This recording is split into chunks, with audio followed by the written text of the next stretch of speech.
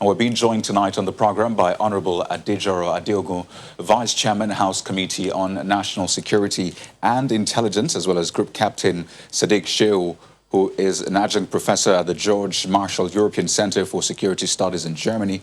He's also Deputy Head Security and Safety at the African Union Commission. Gentlemen, thank you for joining us on the program. Well, Honorable Adeogun, let me begin with you, because I know the House has been quite vocal about security in recent times, which is why you invited the President to come address the National Assembly concerning security. Now, with this latest incident, what are your immediate thoughts? Well, let me start by sympathizing with the students, parents, and the people of Katsina State. It's rather sad that we're recording such an incident at this point in time. There's a lot that we need to do to actually make this country more secure than it is presently. There are a lot of challenges, and I'm hoping that this will teach everyone a lesson that we all have to just bind together to make this country more secure for the citizens. Well, Group Captain Shehu, there have been several accounts, there have been several timelines given, and I know you've been following some of them. So if you could just help us make a sense of all that has transpired, really. Can you help us?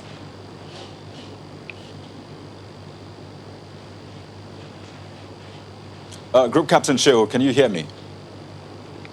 Yes, I can hear you now, please. Yes, so the question is simple.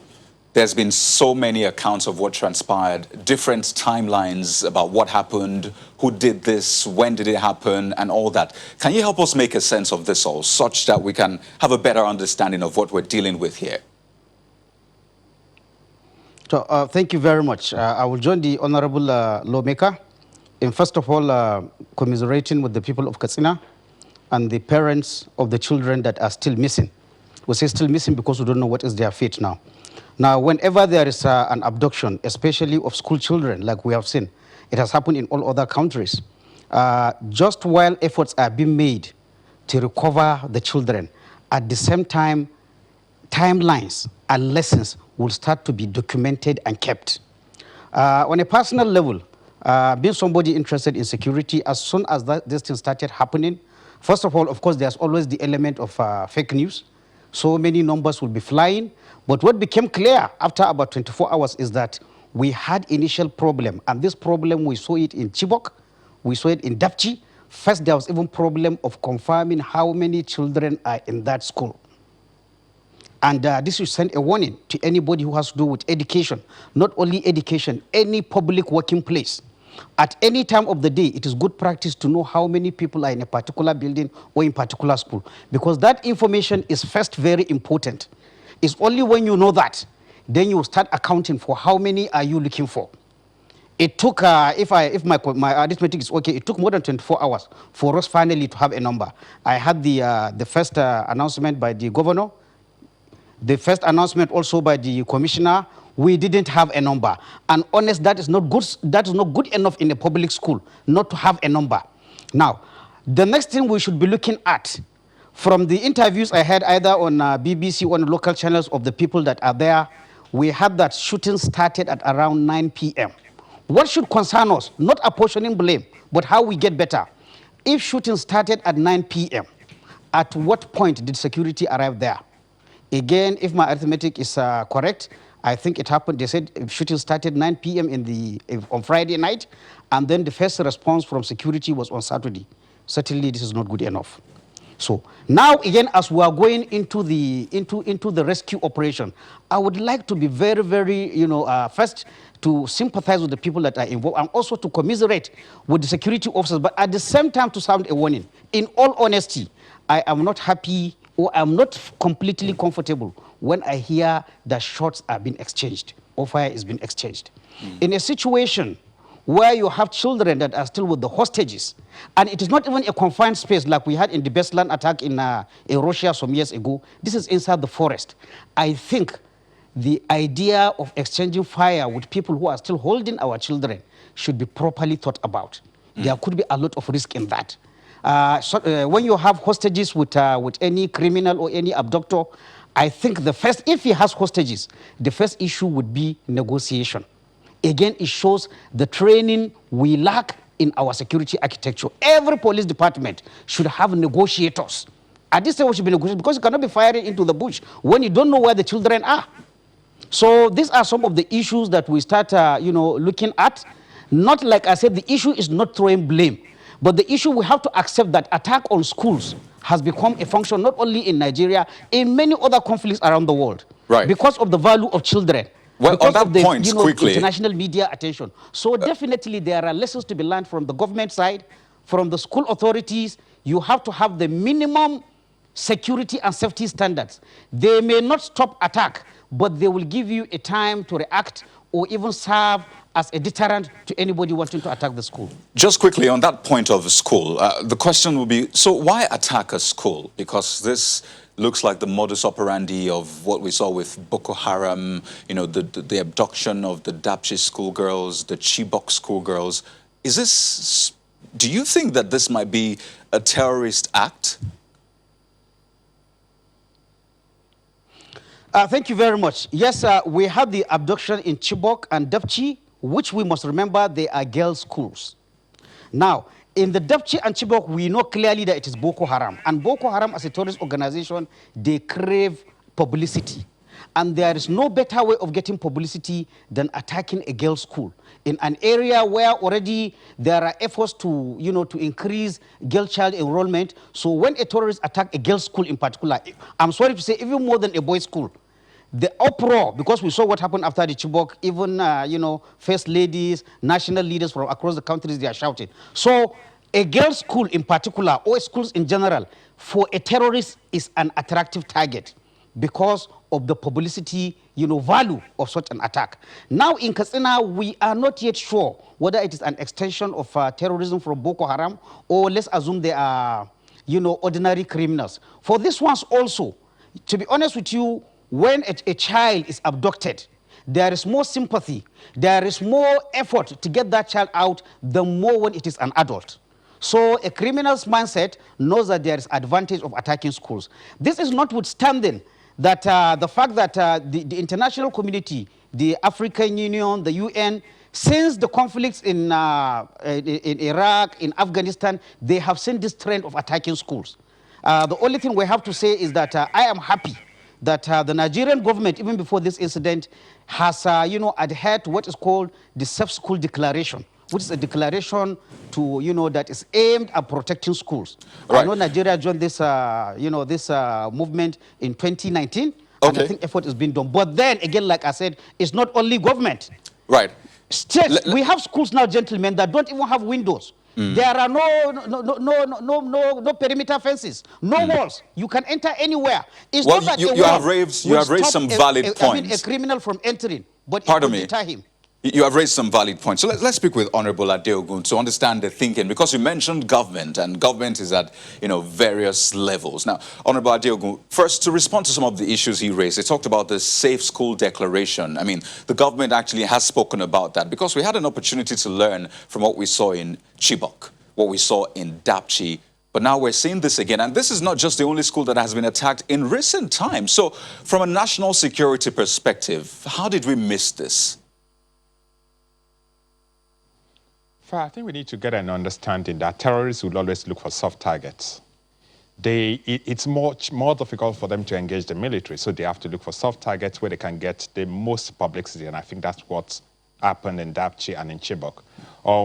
The present case in Katsina is an ongoing operation, so we don't have a full details of what really transpired or who is responsible. But the truth, too, is that schools, boarding school, especially in conflict zones, need to understand, once the management of school should understand that they have responsibilities as well. I am aware of what happened in schools elsewhere. Children are trained about response to attacks, response to conflicts. When there's such an issue, they know where to move to, they know how to respond in case there's an attack. But in this case, it doesn't look like there's such training, there's such simulation among the students. So that's why they all ran into separate areas, and then it's difficult to account for them. But I think going forward, it's a lesson that we should take all public schools, all private schools, all schools, not just in the conflict areas, but all over Nigeria. We need to understand that we have responsibilities, and emergency preparedness, emergency training and simulation should be part of the education. Who is responsible for this emergency preparedness and training? It would seem you're placing the bulk at the table of the school management. Am I right? I'm saying, you see, first we need to understand that security is a collective responsibility. The moment an institution takes custody of children, it becomes their responsibility to protect such children. So the management of the schools have responsibility to provide basic security. My colleague here was mentioning issues about schools having walls, having some kind of deterrence. That's the responsibility of the school. Now, the training itself is the responsibility of the school. They would do it in collaboration with existing government security institutions. So it's not something they can do alone, but there must be collaboration. Because, I mean, we know that there are a lot of issues we're still combating education-wise. I mean, talk about equipping our schools. You know, you listen to him talking about some schools not having windows, not having doors or perimeter fence. So clearly, I mean, the schools can only do as much, right? No, you see, this is a boarding school. There's a difference between a day school and a boarding school. And then there's a difference between a school in a conflict area. The Northwest has been facing issues of banditry for a while, so it's not new. The Northeast has been facing issues of banditry. So if you are boarding schools in these zones, there are basics that we should prepare for. I'm not saying it's their fault, but we're saying we need to prevent, we need to be ready for such emergencies. Which brings me to that previous question. Who is we in this case? The school, the police.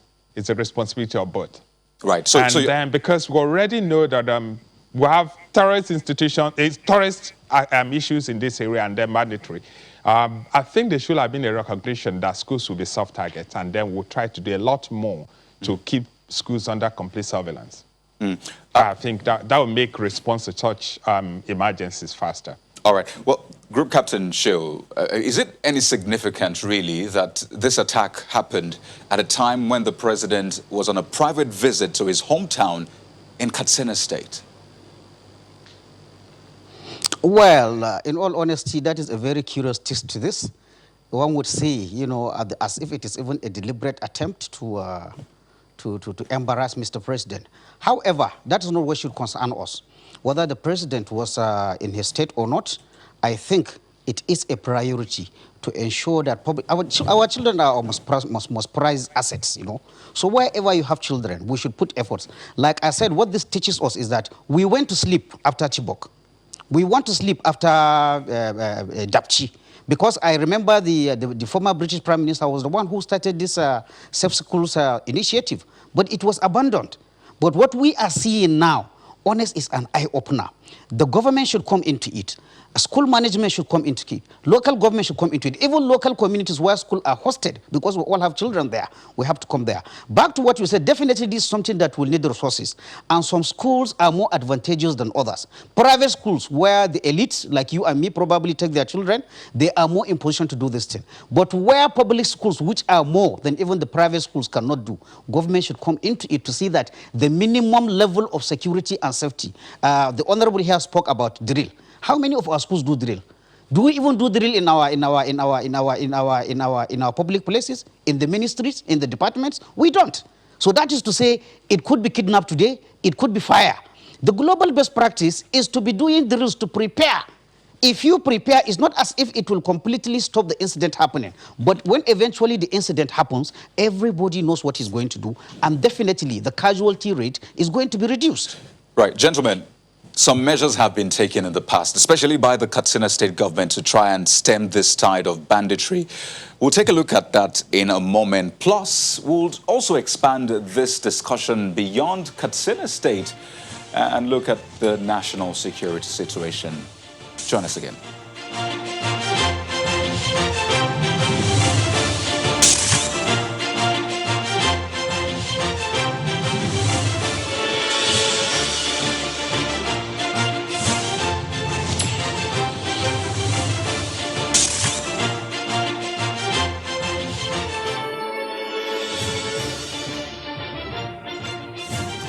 Welcome back to the program. We still have with us tonight Honorable Adejaro Adeogun, Vice Chairman, House Committee on National Security and Intelligence, as well as Group Captain Sadiq Shehu, Adjunct Professor at the George C. Marshall European Center for Security Studies in Germany, and Deputy Head Security and Safety at the African Union Commission. We're discussing what played out in Katsina State, the abduction, the fact that over 300 students are unaccounted for, and of course, what is happening afterwards. Gentlemen, thank you for staying with us on the program. Well, Honorable Adeogun, let me begin with you in the second half. I mean, the state governor has put in place some initiatives before now, because you know well that Katsina State has been terrorized by bandits over the past few months. Local governments like Bakori, Batari, Safana, Sabuwa, and KANKARA, as we have seen. So the peace initiative was thought of such that, well, there was this negotiation between bandits such that bandits will be released, that arrested bandits will be released, and abductees on the side of the bandits will also be released. I know you have spoken about amnesty for Boko Haram members, but this is quite different. So let me get your thoughts on that, first of all. Do you think that that has been effective in combating this issue of banditry, especially in Katsina State? I think negotiating with bandits or thinking of amnesty for bandits is actually an acceptance of failure. It's a vote of no confidence on the capability of the security forces that we actually have to sit down with criminals to negotiate. But then that's the situation we found ourselves, and I think the governor of Katsina State was helpless, and he took that measure. But from what you're saying now, it has failed. It's not going to work. When you're offering amnesty, you offer amnesty to someone who's been defeated, someone who's actually asking, come and help me, not someone who's saying, look, I want to fight to die. So I think we're adopting the wrong procedure.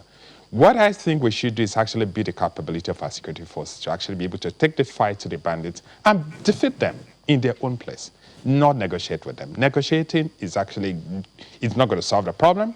What we're going to do is just transfer the mad bandits from one location to another. That's what's going to happen. Because like a lot of my bandits will say, look, the weapon they're carrying is like you holding a pen to do your job. Someone is saying, give me your pen without offering you something in return. They're not going to return it. So for as long as they have weapons and you're negotiating with them, you're actually making them more powerful. That's what will happen. And you create new role models, and there'll be a lot of younger people who will get involved in banditry. That's what we're going to have at the end of the day. You know, it's not a solution. Right, Captain Shehu, so that will imply that at least these bandits are known to the government to an extent. I mean, if there's a channel of communication, so it means that from time to time they can always communicate. Do you think that will be vital in rescuing those abducted and, of course, getting them back to safety? Definitely in banditry, in most of the cases, they are locals who are living within the area. So definitely there are family lines, there are social lines, and there are interactions, intermarriages, which can be, exploited to find out. But permit me to talk about, the idea of entering into a negotiation, amnesty for bandits. In all honesty, I have been one that has always opposed that idea. I think it's a short-term measure. If any governor does it, maybe just for, to come to the TV and put on TV that I've negotiated, but it will never work. Especially when you look at the kind of bandits that are operating in the Northwest. These are not people that are even well educated. Negotiating with them would only give them the impression that, look, we are equal to the government. And that's what we are saying. It's not going to work. I would not like to put it on the same pedestal with amnesty in the Northeast, which is something that when you look at global best practice, there are reasons you could advance for doing amnesty. But again, we have to talk of the timing. Should it be during the war? Should it be after? I would say after the war. Because that is even what international humanitarian law, suggests. Why do we do amnesty in the case of counterinsurgency? Is the fact that it is it's a non-international armed conflict. So the government is fighting people who are citizens of the country. If it were an international conflict, let's say Nigeria versus Cameroon, after the war, all the Cameroonians will say, go back to your country. Nigerians come back to your country. But that is the difficulty of non-international armed conflict. If it ends, it can never end in such a way that all Boko Haram members are killed. It can never end that way. Definitely will capture some will surrender. What do you do with them? Do you tell them to leave the country? No. Can you remove their citizenship? You cannot do that. So that is why international humanitarian law recommends that amnesty. But in recommending that amnesty, I think what we should look at is timing. It said amnesty after hostilities have ended.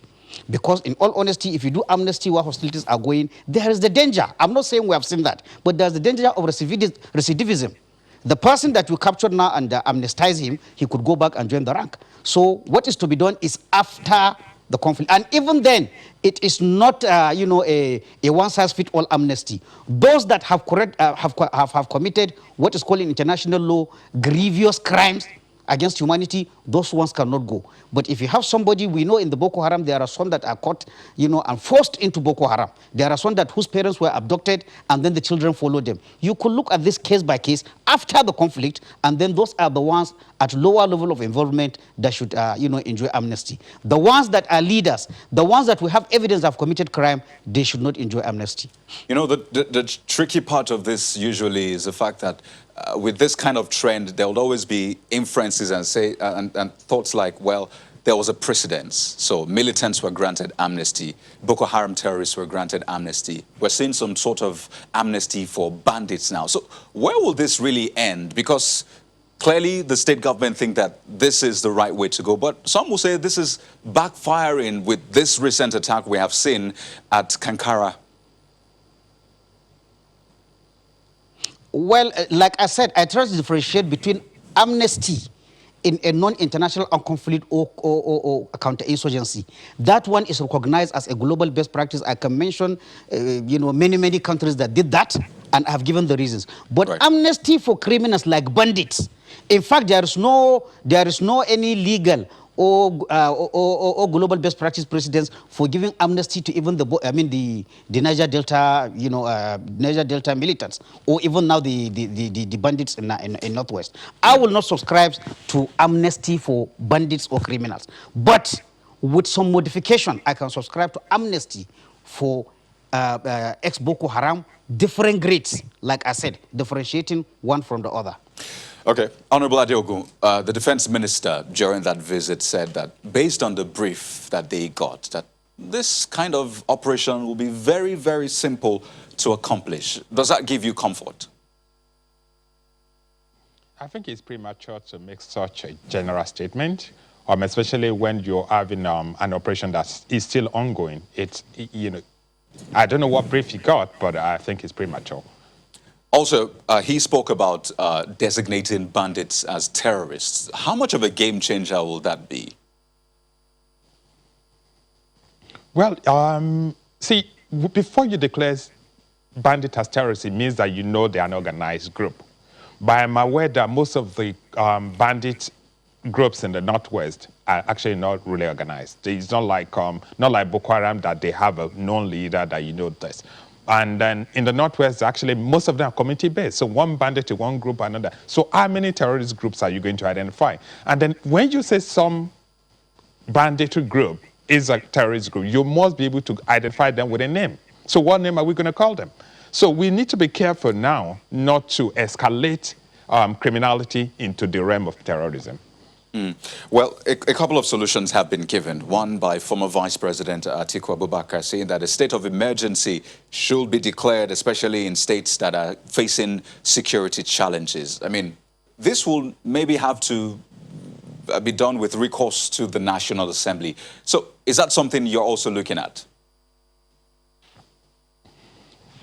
I think in the course of the debate last week, I think the issue of actually having security emergency in some parts of the country was discussed, and a lot of members actually favored that.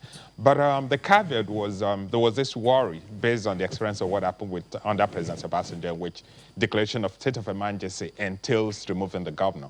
So because of the political dimension, people, were all felt that, look, we need to be careful here. And then there's some states where you realize that you've had fantastic governors like Borno State, where the man is doing everything, even put his life on the line. So you're careful not to do something that will actually undermine such a leader that's shown so much promise.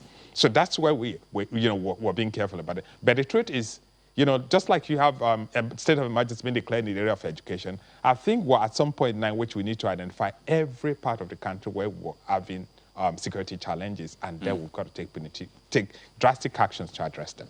Well, the issue is there's a lot of dependence on the military, but we all know that the military is actually overstretched. So it's not just enough to say we're declaring state of emergency. Have we prepared the police to be able to combat just criminals when you declare the state of emergency. Because it's not for us to say we're declaring state of emergency and then what are you going to do? You take the military there. When the military is overstretched, you'll find out that you're opening new fronts everywhere. It's better to concentrate our forces and let the military concentrate on the insurgency in the northeast. And then we equip the police to tackle with the issue of banditry in the northwest. Well, that Captain, will solve the problem, not just mere declaration, not a verbal declaration of state of emergency. Okay, well, Captain, so yes, this talk about state of emergency has come up at the House of Representatives. The former vice president has also spoken about it. Well, I'd like to know, because you've been following the trends, really, have we gotten to that point just yet? I think we have even, the trend of declaring security as an emergency in Nigeria, we have even passed. We should have done it like day before yesterday. The point I am making, again, I align myself with the honorable lawmaker. It is not just a verbal declaration that security is a state of emergency. In my understanding of state of emergency, especially when it concerns security or war effort, what it means when you say declare of emergency, and I'm happy the honorable speaker is here, is that gives the president, Mr. President and Commander-in-Chief, all the powers to get funds anywhere and ensure that they are channeled into the war or security effort. I think that is the meaning. As opposed to the normal meaning of security, state of emergency of saying that curfew is imposed, no movement or no group of people. I want to see the state of emergency as something being back. Because in all honesty, since we started this counterinsurgency from 2009, and then now joined with the banditry. We have to remember 2009, there was no banditry. Now it has joined. We are not taking this problem as a country in war. I will give you a small example. When we had our unfortunate civil war, the armed forces, the whole Nigerian armed forces was one division. But within the 3 years, 1967, 1970, the Nigerian armed forces shot to 250,000 officers and men. I have not seen that happening. There has not been any emergency recruitment pari passu the deterioration of our security situations. I've checked the numbers. I have not seen any, a diametric increase in the number of troops, in the number of police that we have. And definitely we don't have these numbers. The Katsina case is an issue. If it takes I counted maybe 8 or 10 hours for response to come, it means there are no security forces nearby there. It's numbers. And the ones that came, we should ask from where did they come? You are plugging, you removed another gap from somewhere to come and fill in Katsina. What if something happens there? We need numbers. So when we talk of emergency, please, I want to see freeing for the president to prioritize, because definitely, gentlemen, we have to accept we don't have numbers. We have serious shortage of equipment. That one is a fact. Now, please permit me to say briefly about the issue of whether we should declare bandits as terrorism. Terrorism experts are always conscious and they always warn about enlarging the meaning of terrorism. Because once you start enlarging the meaning of terrorism, before you know it, almost everything will be terrorism. Banditry itself is bad enough, but we don't have to put everything. So honest, I will not subscribe to the idea of declaring bandits, because once you start that, to be honest, the law always looks to prevent abuse. If you enlarge, that's why up to now, the world does not have a single definition of terrorism. Even our Terrorism Prevention Act, it didn't define terrorism, but it defined terrorist acts. So please, I will supply caution. And again, on the issue, I think it will not be too much again to add my weight to the decision. In all honesty, when operation is ongoing, it will be imprudent to say it is going to be easy and quick. Because so many things are not known yet. So honest, while we are praying our security forces, both military and paramilitary, will come out with a good story after this Katsina with no many casualties. We cannot, forecast whether it is going to be easy or quick and short. We hope it is going to be, but we cannot assume that. Captain Shehu, those kinds of statements are good for sound bites. It's good for the press to relay that back to the people. But let me go to Honorable Adeogun on one issue you raised, which is about recruitment. So more recruitment clearly means more funding, because you definitely have to equip those you're recruiting and ensure that you can pay them for as long as they will be in service. I know you've spoken about funding. You have sat at different meetings, committees, just to take a look at the issues around security, and funding is a big issue for you. So can we afford that, really? Well, I think we're at a station now where it's not about whether we can afford it. It's that we have need for it. It's an emergency. If we're considering and declaring state of emergency means you have to look for the funds. You can't go to the market if there's no security. You can't invest in your economic activities without security. So it's an emergency, so we've got to look for the funds. Wherever we're going to find it, we've got to find it. It's the reason the National Assembly was deliberating on the issue of the military, the trust fund for the military, the trust fund for the police. So we can raise funds from other sources to help equip the police, enhance their training, enhance the recruitment of people into the force. If we don't have the numbers, then they're not going to do magic. And the truth is, right now, they're grossly inadequate. Each time people talk about, oh, we have so many policemen, you have to look at the number. Do we have enough numbers? The United Nations ratio should be 1 to 400. What's our ratio? We're probably 1 to 600. And then when we look at our 1 to 600, you'll have to ask yourself, 1 to 600, how many harms do we have among the 600? And the 600 that we count in Nigeria will include the traffic policemen. So do we have enough to police us? We don't have. And so if we need to recruit, we need to find the funds to at least support the new intakes, the training of the new intake, retraining of existing intakes, and then the weaponry. It's not enough for us to just have policemen to have numbers without a weapon for them to do the battle. Okay, well, Honorable Adeogun, you are the Vice Chairman, House Committee on National Security and Intelligence. And a lot of Nigerians would like to know just exactly how much work you do, I mean, at those sit-ins, because it's vital to Nigeria's security. In different shapes and sizes, we've seen insecurity in this country over time. There are talks about whether this is worse off than what we had 5, 6 years ago. Well, the jury is still out there. But from the legislative work you do from time to time, looking at these security challenges, what in your opinion really is the challenge here? How did we get to this point? First, we failed to prepare when we had the time. For a long time, we didn't invest in the police, we didn't invest in the military. The military, after the Civil War, had weapons that were not renewed, and then these are things that need to be renewed every day. Nigerian policemen are recruited, and then the average policeman goes to the police college, is given 10 rounds of ammunition, he fires that 10 rounds and will say, oh, it's ready to police. But unfortunately, policing requires that every month, every other month, they have to go to the range to learn, to improve on their weapon handling capabilities. But we haven't provided for it. So each time people come around and say, oh, we need to fund the police, Nigerians will like, oh, they have too much money. But they don't have enough to even do the basics. Look at what happened during the EndSARS riots in Lagos. Why did they have to involve the military? Because the police didn't have the equipment. There was not a single riot handling equipment for the entire Lagos State Police Command. So that's what we have. That's the problem we have. So yes, just we know, a lot of people like we're facing economic challenges. Honorable Adeogun. But the truth is, we need to actually secure this country beyond what we're doing now to be able to at least get our economy itself up and down. But just to be clear, you meant the EndSARS protest or EndSARS riot? Well, the protest led to a riot eventually, didn't it? Okay, just to be clear, I mean, the one you're referring to. But as we wind down, gentlemen, Captain, there are a lot of questions, really. He has spoken about some of the challenges we face, how we got to this point. I know quite a lot of points are meant to be made there, but is there any quick fix to what we're facing right now? Is there any sort of quick fix we can look forward to in sorting this challenge? I'm sorry, there's hardly any quick fix. But then we know the problems. And again, I still align with him. You asked, why did we go here? To be honest with you, we started getting it wrong since the return of democracy. In all honesty, if you check what we have spent on internal and external security, military and police, has not been much.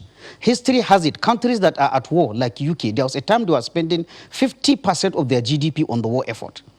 If you check the records, since the insurgency started, we have never spent 3% of our GDP. Of course, there are out-of-budget expenses, but I'm talking of budgeted funds. So definitely, we are not spending like a country at war. We are not spending like a country that has multiple internal security challenges apart from the Northeast operation.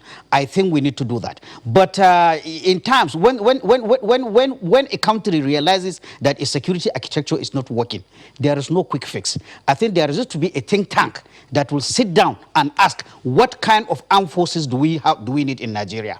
What kind of police do we need in Nigeria? What kind of intelligence services do we need in Nigeria? Vis-a-vis our security situations in the country, vis-a-vis the role we want to play in West Africa and the larger continent and the world at large. It is only when we answer this question. And I'm happy you brought a National Assembly member here. Again, that buttresses the point, as somebody is saying, that the problem of security is exclusively an executive. In all honesty, it is not. Because it is the legislature that will earmark money. They need to know. They need to know where this is. And I want to see, maybe if we say as a short term, I want to see an honest discussion between the military and the security agencies heads and the executive and the legislature. What are your gaps? Well, Captain, goodness, we're totally out of time, but I'd like to thank you so much, gentlemen, for, expanding on this topic. Honorable Adejaro Adeogun, Vice Chairman, House Committee on National Security and Intelligence, as well as Group Captain Sadiq Shehu, Adjunct Professor at George C. Marshall European Center for Security Studies in Germany. We appreciate your thoughts on the program.